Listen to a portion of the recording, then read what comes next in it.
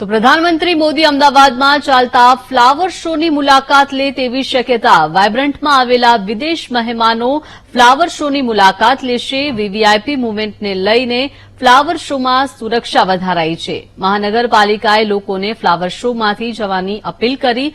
તમામ લોકોને ફ્લાવર શોમાંથી બહાર નીકળવાની મનપાએ અપીલ કરી। અમદાવાદમાં ફ્લાવર શો 2 કલાક માટે બંધ કરવામાં આવ્યો। તો પ્રધાનમંત્રી ફ્લાવર શોની મુલાકાત લે તેવી શક્યતા। તમામ લોકોને ફ્લાવર શોમાંથી બહાર નીકળવાની મનપાએ અપીલ કરી છે। અમદાવાદમાં ફ્લાવર શો 2 કલાક માટે બંધ કરવામાં આવ્યો।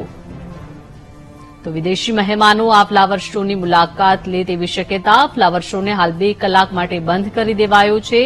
વાયબ્રન્ટમાં આવેલા વિદેશ મહેમાનો માટે ફ્લાવર શોની તેઓ મુલાકાત લે તેવી શક્યતા છે।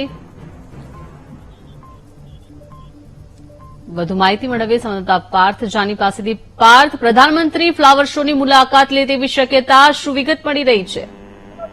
જી ચોક્કસથી જે રીતે અમદાવાદ મ્યુનિસિપલ કોર્પોરેશન દ્વારા આજે એક કાર્યક્રમ ગોઠવવામાં આવ્યો હતો।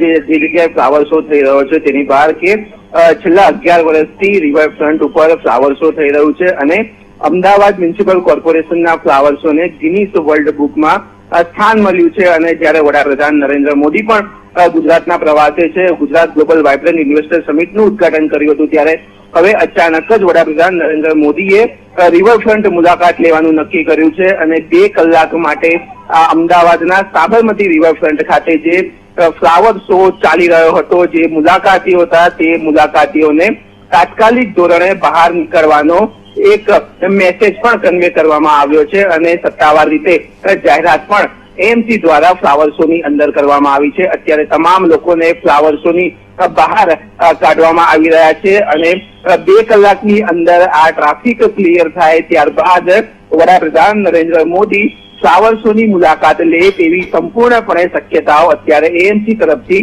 દર્શાવવામાં આવી રહી છે। જી આભાર પાર્થ, વિગત આપવા બદલ। તો